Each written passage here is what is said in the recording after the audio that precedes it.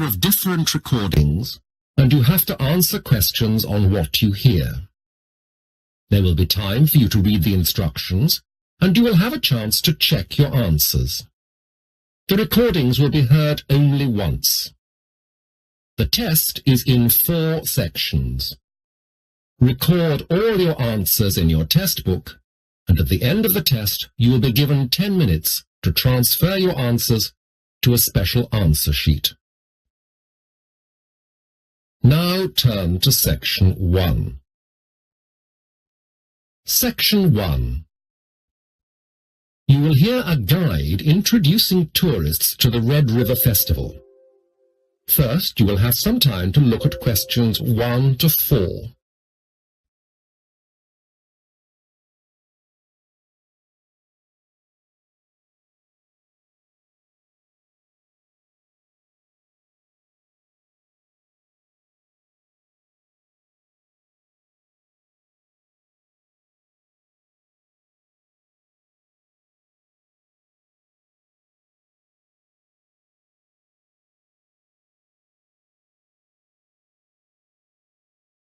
You will see that there has been an example written for you.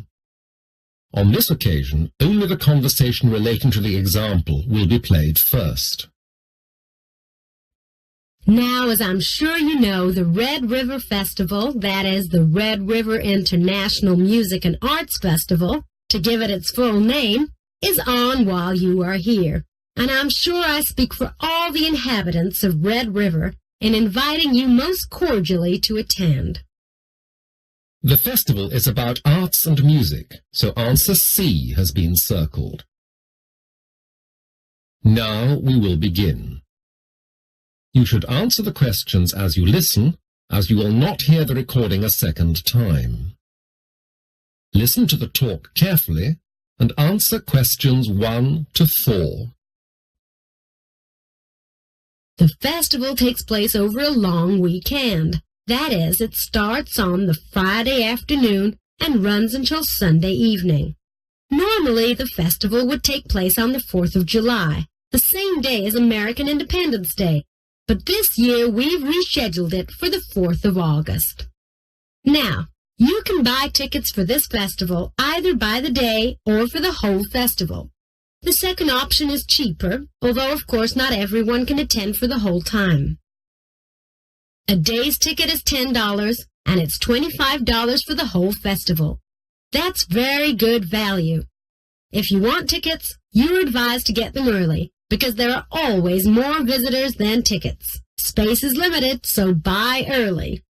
You can get them direct from the festival organizer's headquarters, the festival office, and I'll give you that address later, or you can get them from any of our 3 post offices or one of the many bookshops in the town. Last year, we issued them from tourist advice centers and the town hall, but this year it was decided to limit the number of outlets to cut down on administrative costs. Before the talk continues, you have some time to read questions 5 to 10.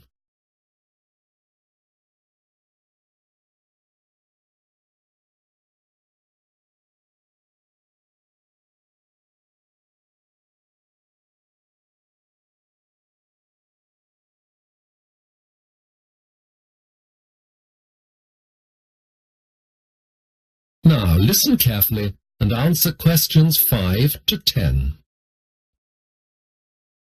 The weather is looking good. The forecasters expect it to be one of the hottest and sunniest weekends of the year, so it's perfect for the festival. Although I would remind you to cover up and be aware of the dangers of too much sunshine. If it gets too hot for you, you could always stay inside for some of the indoor events. And, of course, you'll be able to get food from sandwiches and snacks to barbecues as well as ethnic fast food from several stands. There will be a bar this year, but after last year, we will only be selling soft drinks, beer, and wine. We have decided not to bother with a spirits license. There won't be any whiskey on sale. So, what's on? Well, I can only give you a flavor of the many attractions we have coming this year. But if I can name one of my personal favorites, you must see Petey's Dozen, a traditional New Orleans jazz band. They were here last year and were so popular that we've invited them back. If you like classical music, we've got a string quartet from Poland, appropriately called Strings, playing classical favorites. We've also got rock bands, a blues band from the UK, a group of traditional Bavarian beer hall singers, and another of my favorites, the Fiddlers, who come from Ireland. Their special brand of folk music is popular all over the world. Moving on then to other attractions in the Red River area. For children, there's lots to do and see, from museums to theme parks. That is the end of section 1. You will have half a minute to check your answers.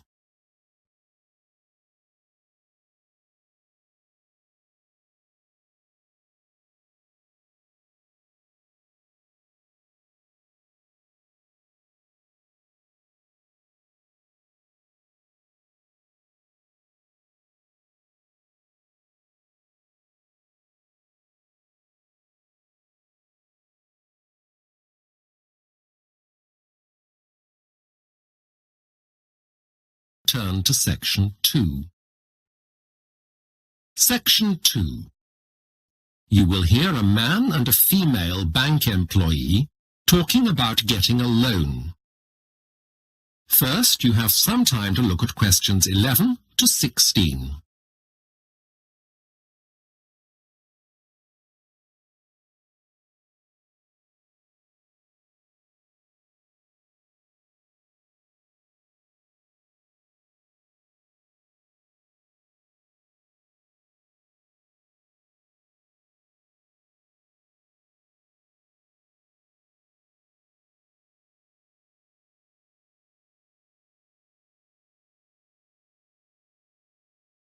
Now listen carefully to the discussion and answer questions 11 to 16.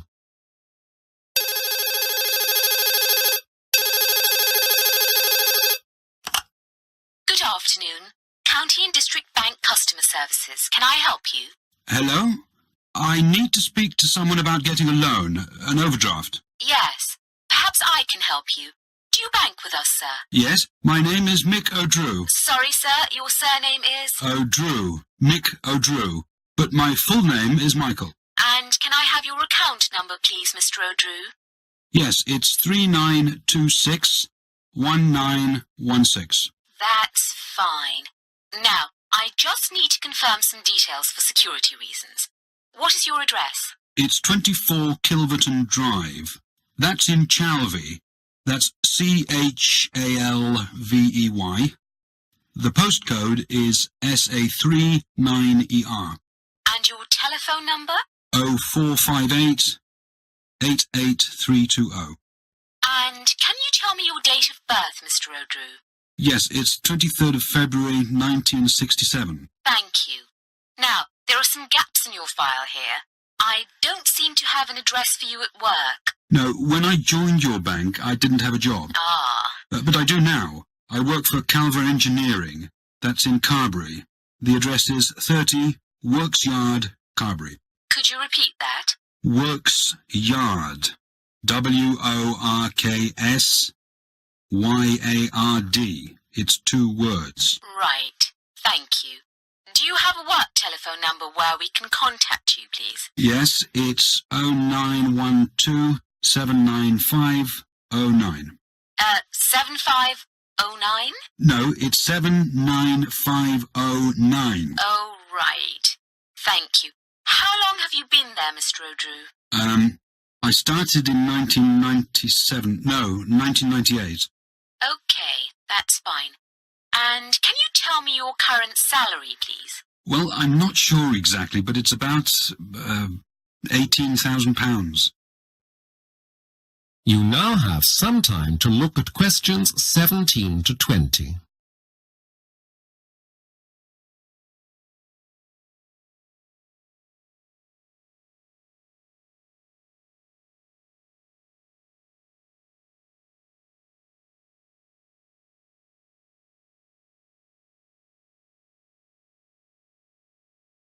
Now listen to the rest of the discussion and answer questions 17 to 20. Now, you would like an overdraft. Do you have any other major debts? What do you mean? Well, are you paying a mortgage on your house? Yes, How much is that every month? it's about £450. I see. And do you have any credit cards or store cards? Yes, I pay £45 a month in credit card charges. Oh, and about £19 a month for my store card. That's with JH only, the clothes shop. Do you have any personal loans or hire purchase agreements? None whatsoever. Right, well, the loan shouldn't be a problem. I can set it up for you in the morning. I've set your limit at £250, although you can raise this to £300 if you're still having problems. Just give us a ring if you need to. Oh, that's great. Thank you. Goodbye. Goodbye, sir. That is the end of section 2. You will have half a minute to check your answers.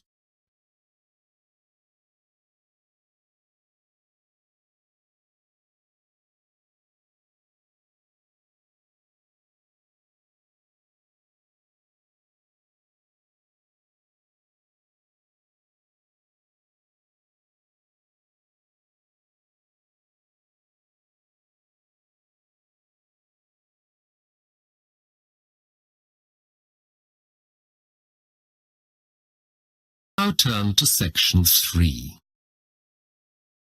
Section 3. You will hear a conversation between two students, David and Maria, about the candidates for an election for student officers. First, you have some time to look at questions 21 to 23.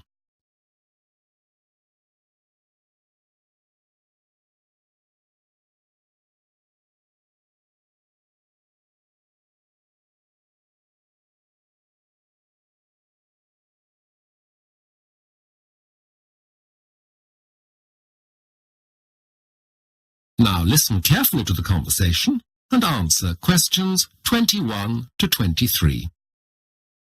Hi, Maria. Have you voted yet? Oh, hello, David. What did you say? Have you voted yet? You know, in the student union elections. Well, no. I mean, they've only just released the names of the final candidates. The first round elections were only held last week. But I voted already. Yes, but that's the first round. You know how this works, don't you? Well, not exactly. I mean, I thought you just voted. It's pretty simple, but it's made more complicated because this university has 4 colleges, not just one.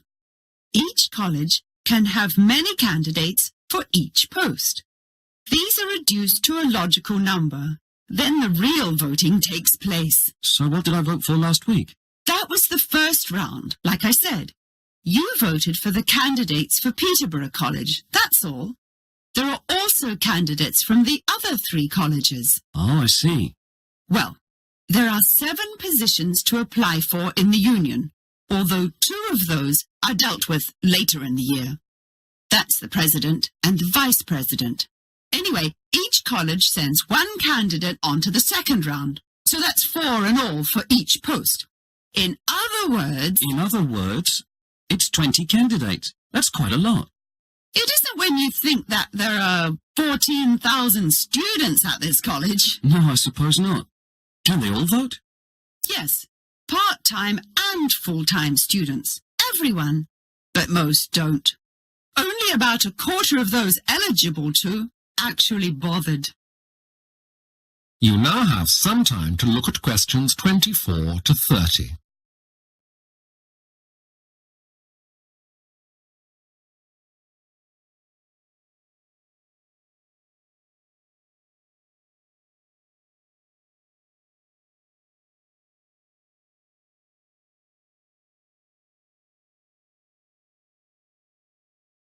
Now listen to the rest of the conversation and answer questions 24 to 30. So, who are the candidates from our college? There was a leaflet about it this week. Some of the students stood as candidates for several posts before the final ones were selected. I think Jenny de Groot is standing for women's officer. She wanted to be finance officer, but law got that post. She seems to be more suited to working for the female students here. Yes, I like her. She's the best person for the job. I'm not sure I'd support Michael McCarthy for his post. He's putting up for entertainments officer. Doesn't he arrange the Saturday night band for the college? And the sports events? Surely he'd be ideal. He has so much experience. Maybe. I don't think he chooses the right kind of groups for the college. He's too way out. He's not my choice. Who's the candidate to be overseas officer? A Chinese student who's been here for just over a year. She's the president of the Chinese club, and she organizes some interesting cultural evenings for them. She seems to be quite capable. Do you really think so? She's in my seminar group for linguistics. Her English is quite poor, and she's so shy she never mixes with us. Oh, there are 30 different nationalities here, so she'd need to be more sociable. Perhaps Vikram Patel would have been a better choice. Yes, I think so. Who did you say was finance officer? Law? Charles Law? He does accountancy, so he should be able to cope with the post. He'd be responsible for a lot of money. I've always thought he was unreliable. And didn't he fail some of his exams in the first year? Doesn't sound too competent to me. Okay, yes, you're probably right. Who's the other person on the list? It's Brian McKay. Oh, McKay. He's quite a character. What position is he standing for? He wants to be the liaison officer, the person who lets the teaching staff know about any problems the students might have. He's such a sociable person. He'd be a great communicator. Yes, he's articulate and well-organized, but he wouldn't be my first choice. Anyway, they're only the candidates from Peterborough College, so we'll have to wait for the results of the real election next week to see who actually gets each post. Yes, we can discuss this again. That is the end of section 3. You now have half a minute to check your answers.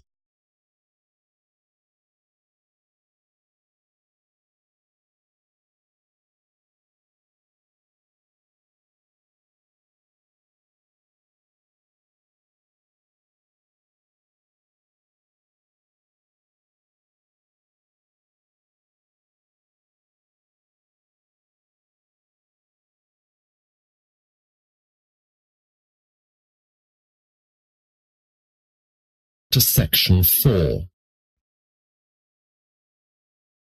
Section 4.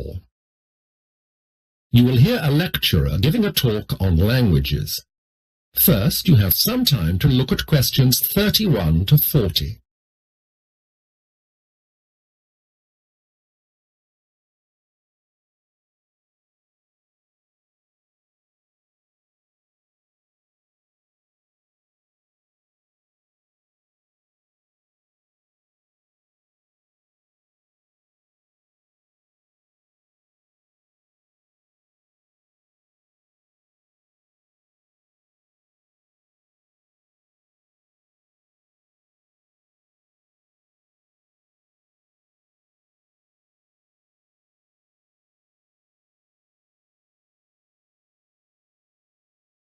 Now listen carefully to the talk and answer questions 31 to 40.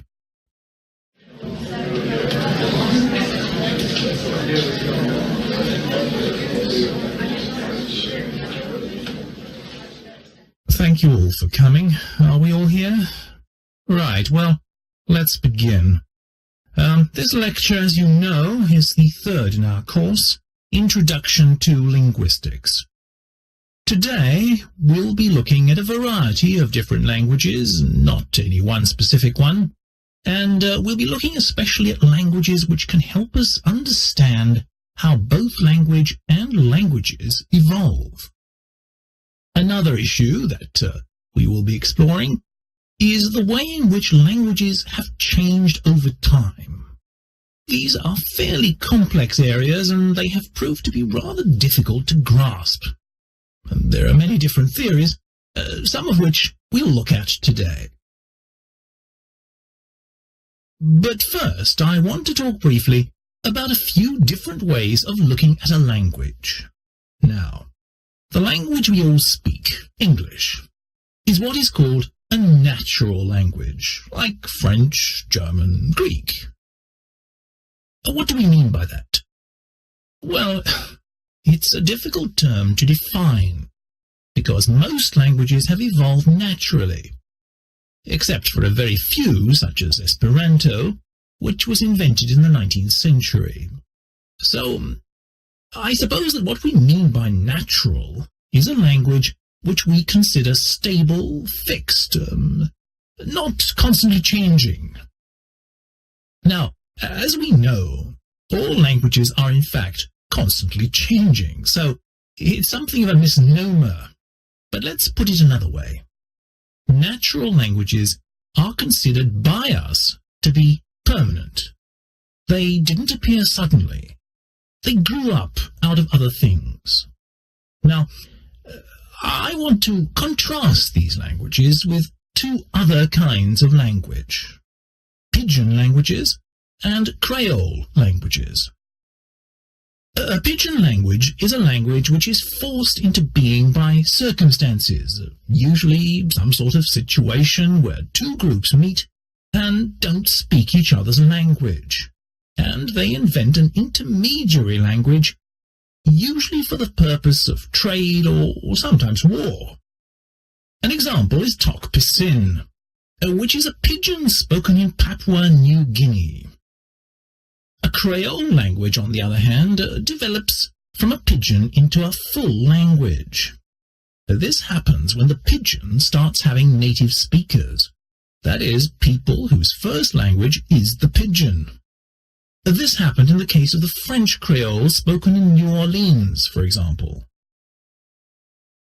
Pidgins are found all over the world, especially in areas which are, or were, once important trade routes: the Caribbean, China, Indian, the Pacific.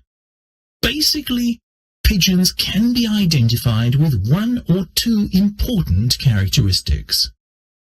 They are made up of parts of the two languages spoken by the group that have met, the trading groups or whatever, and they are usually based on a simplified form of one of those languages. That is, their grammar is a less complicated version of the grammar in one language.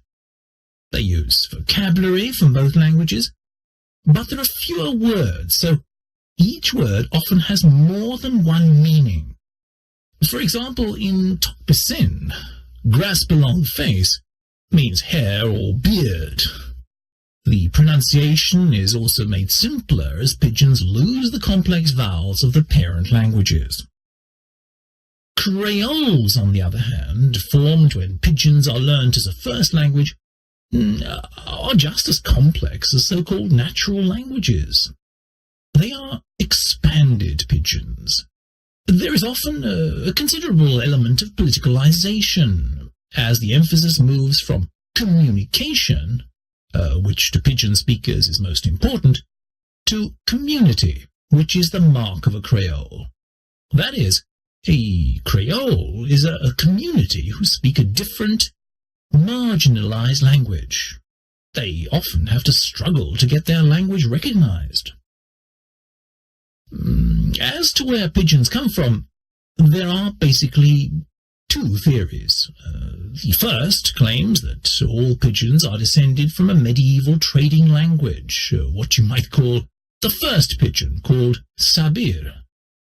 This is believed to have been based on Portuguese. It was spread as the Portuguese traders went from place to place.